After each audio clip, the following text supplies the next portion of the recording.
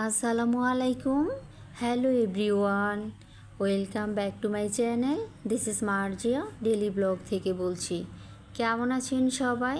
আশা করি সবাই ভালো আছেন। আমিও আল্লাহর রহমতে অনেক ভালো আছি। তো প্রতিদিনের মতো আজকে একটি নতুন ডেলি ব্লগ নিয়ে চলে আসলাম আপনাদের মাঝে। তো ডেলি ব্লগটা সকাল থেকেই শুরু করেছি। সকালবেলা ঘুম থেকে উঠে নিলাম রীতিমতো। তো এখন তো মোটামুটি শীতকাল চলেই গিয়েছে, অতটা ঠান্ডাও নেই, গরম পড়ে গেছে। এখন কিন্তু ফ্যান ছেড়ে রাখতে হয়। তো সকালবেলা ঘুম থেকে উঠে একটু নাস্তা করে নিলাম, অফ ক্যামেরাতে একটু ফ্রুটস খেয়ে নিলাম, তারপরে পরোটা আর ডিম ভাজি খেয়ে নিলাম। তো খাওয়া দাওয়ার পরে বাজার চলে আসছে বাসায়। তো অনেকগুলো সবজি নিয়ে আসছে। এখন কিন্তু সবজির দাম অনেক কম। তো অনেকগুলো সবজি নিয়ে আসছে, সবগুলো সবজিকে সুন্দর করে গুছিয়ে নিলাম। তারপরে মাছ মাংস নিয়ে আসছে। তো এখানে রুই মাছ নিয়ে আসছে, তারপরে গরু মাংস নিয়ে আসছে, মুরগি নিয়ে আসছে, আর গিয়ে পাঙ্কাশ মাছ। আমি অবশ্যই পাঙ্কাশ মাছটা খাই না, এটা আয়মান আবিদের জন্য এনেছে, কারণ এটাতে কাঁটা থাকে না, ওরা এই মাছটা খেতে পারবে। এর মধ্যে ইলিশ মাছ নিয়ে আসছে একটা। তো আমি সবগুলো বাজার নামিয়ে নিলাম সুন্দর করে। তো নামানোর পরে গিয়ে এগুলোকে আমি কেটে নিলাম। আর মাছ তো কাটাই ছিল, শুধু ইলিশ মাছটা আর গিয়ে মুরগিটা আমি কেটে নিয়েছি। তো সবগুলো মাছ সুন্দর করে নিয়ে নিলাম। এর মধ্যে পাঙ্কাশ মাছ ভেজে দিলাম আবিদকে, আয়মানকে খাওয়ার জন্যে।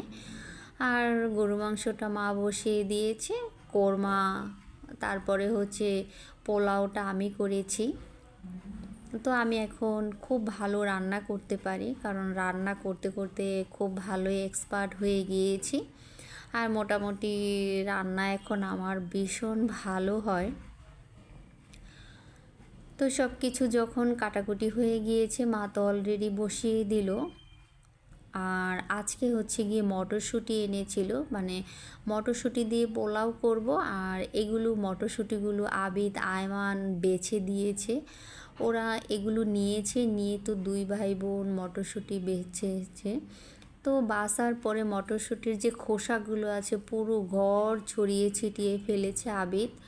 তো ওরা এত সুন্দর করে এটাকে বেছে দিয়েছে, আমি তো অবাক হয়ে গিয়েছি। আমি ভাবছি ওরা পারবে না, কিন্তু মাশাআল্লাহ ওরা দুই ভাই বোন অনেক সুন্দর করে এগুলো বেছে দিয়েছে। তো সারাটা দিন অনেক ভালোই কেটেছে। আর গিয়ে ওরা কেক খেতে চেয়েছে, বার্থডে কেক। তো যখনই বার্থডে কেকগুলো বাসায় নিয়ে আসি তখনই বলে যে আমার বার্থডে। তো বলতেছে যে ফুপি আমার বার্থডে, আজকে আমার বার্থডে। ওদের প্রতিদিনই বার্থডে থাকে। তো বলতেছে যে, আমি বলছি হ্যাঁ তোমার আজকে বার্থডে। তো আয়মান খুব রাগ করে ফেলছে যে শুধু কি একা আবিতের বার্থডে হবে, আমার বার্থডে হবে না? তখন আমি বললাম যে আবিত আয়মান দুইজনের একসাথে বার্থডে। তো যতবারই কেক আনি ততবারই ওদের বার্থডে পালন করা হয়। যদি কেক পরপর 2 দিন পরপর আনা হয়, 2 দিন পরপরই ওদের বার্থডে হয়। তো তারপরে একটা কেক নিয়ে আসছি আজকে বিকেলবেলা। তো কেকের মধ্যে আবিদ আর আয়মানের নাম লিখে নিয়ে আসছি, বাট ওদের কিন্তু আজকে বার্থডে না। আমি গিয়ে ওদের নাম এমনিতেই লিখে নিয়ে আসছি ওদেরকে খুশি করানোর জন্যে। তো ওরা তো ভীষণ খুশি হয়েছে, বলে যে আমাদের বার্থডে হয়েছে আজকে। তো সারাটা দিন অনেক ভালোই কেটেছে। আর আজকে অনেক কাজও করেছি, কারণ প্রতিদিনই কাজ করা হয়। এই ইউটিউব চ্যানেল খোলার পর থেকে অনেক কাজ করি, কোনো স্বস্তি নাই। প্রতিদিনই ভিডিও করার জন্য কাজ করতেই হয়। তো আবিদ আয়মান যখন মটরশুঁটি বাঁধছিল, আমি আবার একটুখানি ভিডিও করে নিলাম ওদেরকে। তো ওরা তো অনেক কথা বলছিল, আমি আবার ওদেরকে জিজ্ঞাসা করছিলাম যে আবিদ তুমি কি বাজতেছো? ও তো বলতে পারছে না। এই আবিদ, তুমি কি করো? আমার দিকে তাকাও, তুমি কি করো? কি কি বাজতেছো? এটার নাম কি? মটরশুঁটি। মটরশুঁটি। জোরে বলো। মটরশুঁটি। মটরশুঁটি বাছো তুমি? তুমি কি করো আয়মান? আমি হলো মটরশুঁটি বাছাইতেছি।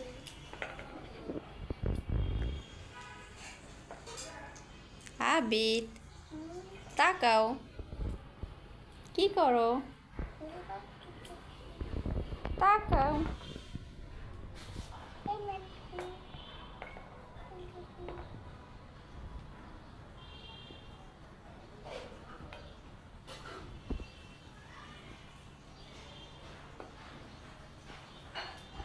দেখ কোথায় ফেলতেছে।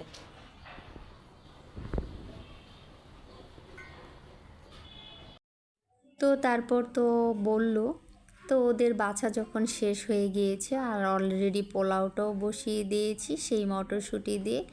তো রান্নাবান্না যখন শেষ হয়ে গিয়েছে দুপুরবেলা, তারপর তো খাবার দিয়ে দিলাম।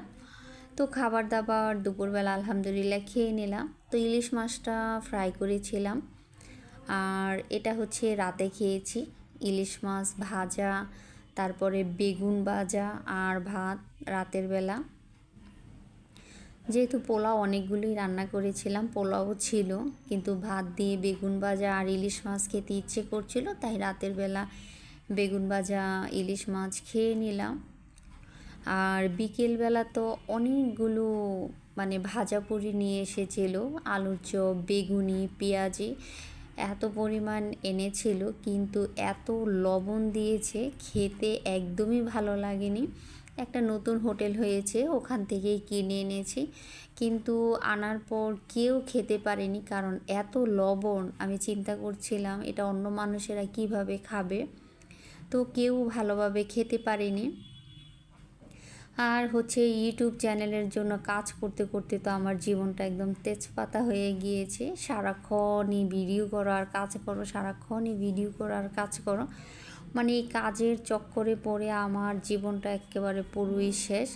আর আমার জন্য তো বাসার কেউ ঠিকমতো খেতে পারে না, সবাই দাঁড়ায় থাকে, যে অনেক সময় ক্ষুধা লাগলো আমি বলে আগে ভিডিও করে নিই তারপরে।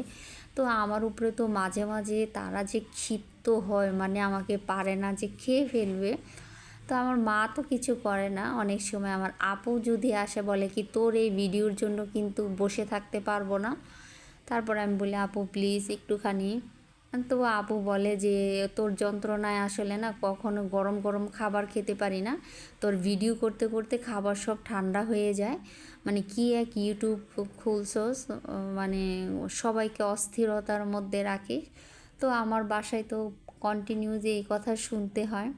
তারপরে আমিও এখন শোনাই দিই যে এই ইউটিউব চ্যানেলের জন্যই তো কত কাজ করে খাওয়াই, প্রতিদিন চা বানাই, কত কিছু রান্না করি, সবার তো কত শান্তি আর শান্তি। তখন মা বলে যে হ্যাঁ ও তো অনেক কিছু রান্না করে, থাক একটুখানি কষ্ট করলে কি হয়। তো যাই হোক, সবাই অনেক প্যারার মধ্যে থাকে আমার এই ভিডিওর চক্করে। তো যাই হোক, এই তো ছিল আজকে সারাদিনের ডেইলি ব্লগ। সারাদিন অনেক কাজ, অনেক খাওয়া দাওয়া, অনেক ভালো একটা সময় কেটেছে। তো সবাই ভালো থাকবেন, সুস্থ থাকবেন। আবার নতুন কোনো দিন নতুন কোনো ডেইলি ব্লগ নিয়ে চলে আসবো আপনাদের মাঝে। ওই পর্যন্ত সবাইকে আল্লাহ হাফেজ আর সবাইকে আসসালামু আলাইকুম।